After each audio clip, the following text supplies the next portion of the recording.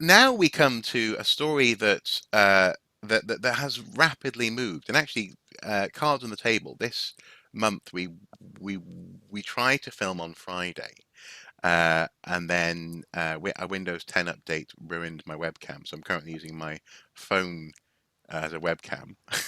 But the point, well, my phone, anyway, it's a complicated setup. I had to initiate. There's two webcams in it at the moment.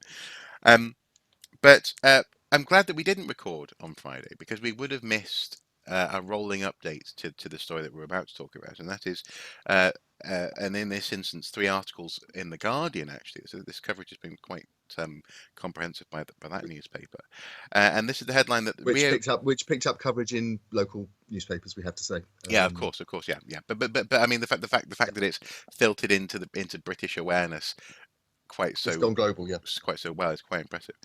Um, and this is the headline that Rio Tinto mining company blasts 46,000-year-old Aboriginal site to expand an iron ore mine. Um, uh, the outrage was real when I shared this link on the RKSU Facebook page. People were you know doing the sad emoji and the angry emoji in terms of reactions a lot. Um, and I suppose in terms of the initial story, first of all, this is an interesting example of cultures clashing, and in particular, a corporate culture clashing with a lived identity in the area.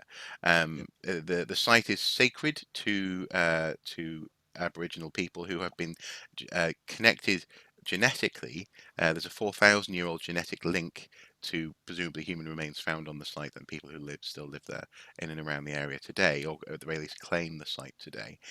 And what's interesting is that the initially the mining company went to great pains to stress how they worked with this community in the area and had been doing, I seem to recall, for about 30 years or so.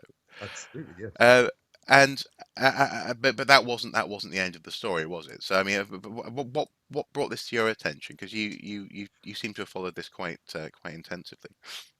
And before we start, I should say that the code name for the company's site, Rio Tinto, massive international mining company, the code name for the company's site is Brockman 4. Now, I have to say, there is absolutely no Phew! connection. Phew! No, it is a complete coincidence. Oh yeah, yeah. And yeah, I'm yeah. going on the dark web now. I'm going to find some dirt.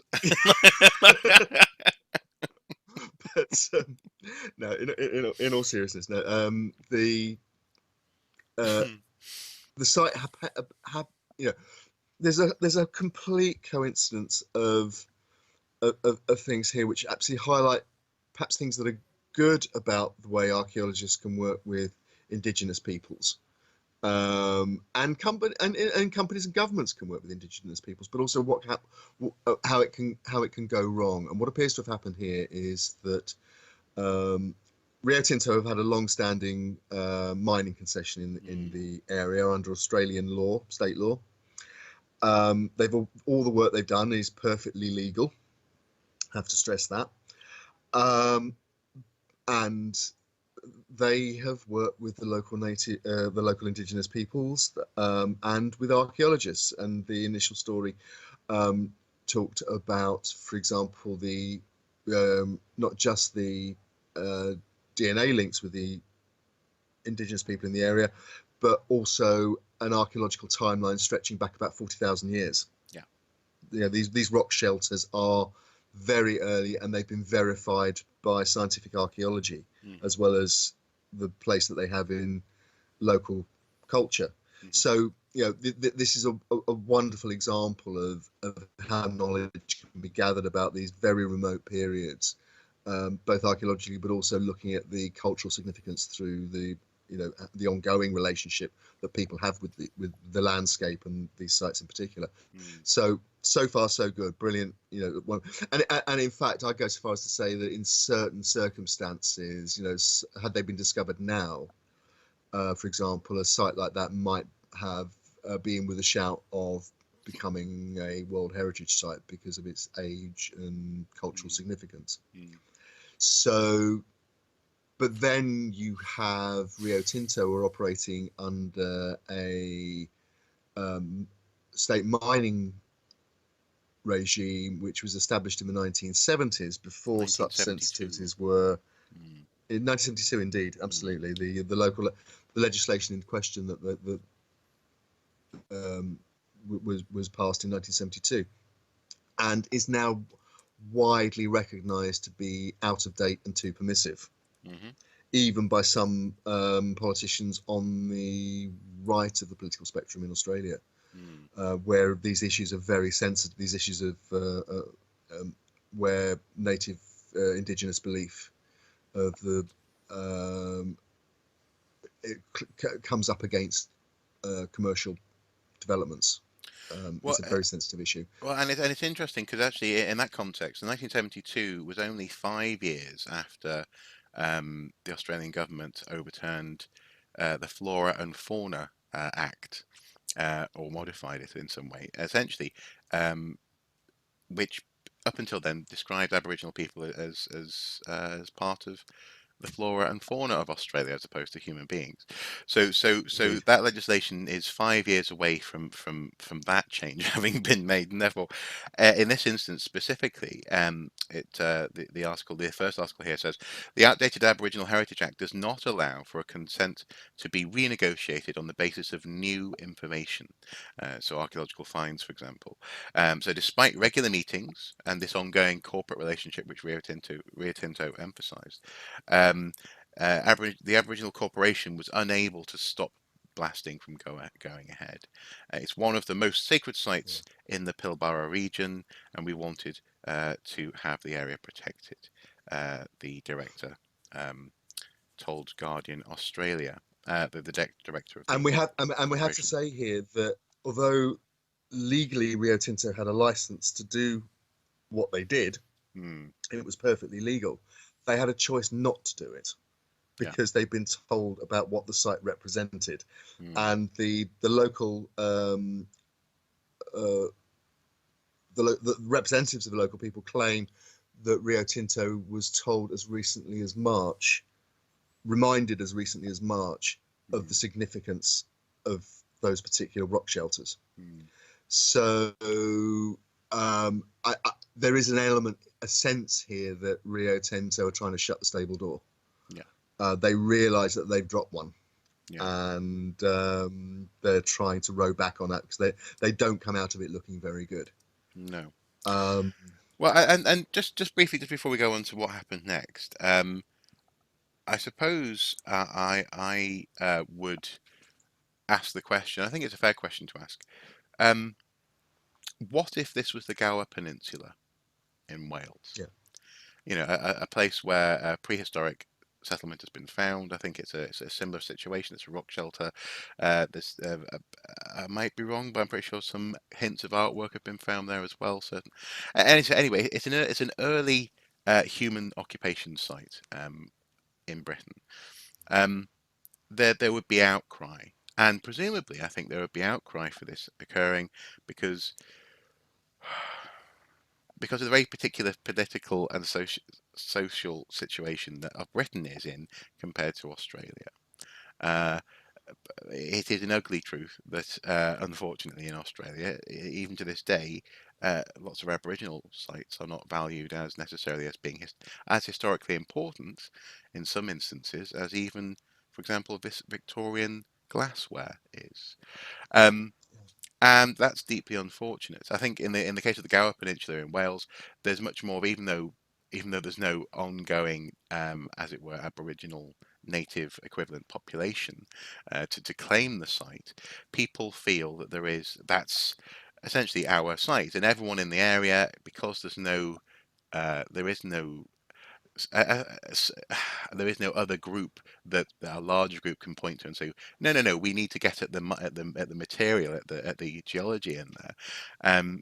Campaigning groups would be much more likely to be listened to in our context.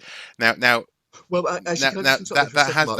that. There was a very specific analogy recently, which we covered here on Watching Brief, Mhm. which was the case of the Roman villa, which turned up unexpectedly on a housing development in Gloucestershire. Yep. And it was going to be recorded and destroyed, Mhm. preserved by record. And local people mounted a vociferous campaign, which made the Well, they developer called it our back bathhouse. down. Yep. Yeah, Mhm. and they said it's our villa. We want it preserved, Yeah. and Yeah. the the local authority and the developer were forced to back down, and Mm. it is going to be preserved. So, you know, So these stories aren't so far away. no, and in that sense, there are analogies, and these analogies throw up questions as to how and why Rio Tinto felt actually we can go ahead with this. Yeah. But we don't necessarily want to dive too much into that in so much as this, No, they're not we here to don't have the defend evidence. themselves. No, exactly. Precisely. However, there was a follow-up in the Guardian that highlighted the fact that following this blasting, calls have been made to change and the antiquated laws in question. And it seems that's highly likely to be going ahead in the near future. Um, which will modify the ability for people to have their cases heard when it comes to these sorts of scenarios. Incidentally, as well, I just wanted to highlight something as well. I seem to recall years ago now, in talking with our old friend Reese in Australia about such things, um, that actually in Australia, the history of geology and rights to mineral wealth has a very interesting heritage. Supposedly, and I'm not sure if it's still the case. I guess we'd have to check with him. Um, but supposedly, for a long time in Australia, material buried below a certain depth belonged essentially to the the the empire. It belonged to Britain. So basically, if there was gold under your house, if it was I don't know 2 meters down or something, it didn't belong to you, and it didn't belong to Australia. It belonged to the empire in general. So actually, Australia has a very weird and particular history when it comes to geological rights. Anyway. Um, but anyway, but nonetheless, eventually, Rio Tinto issued an apology. This is the third article to traditional owners after blasting 46,000-year-old Aboriginal site. Mining giant detonated explosives in the Western Australia site, destroying two ancient rock shelters, and have issued an apology. Um, do you think that's enough? Do you think that's okay, and hopefully the relationship will improve? I mean, what can I suppose? Well, And then another question would be, I guess, what can we do in so much as it's what's done is done in this instance. I'm not really sure how to think about such an apology. Is it PR? Is it legitimate? What do you think? uh, it's difficult to say at this remove. Certainly, it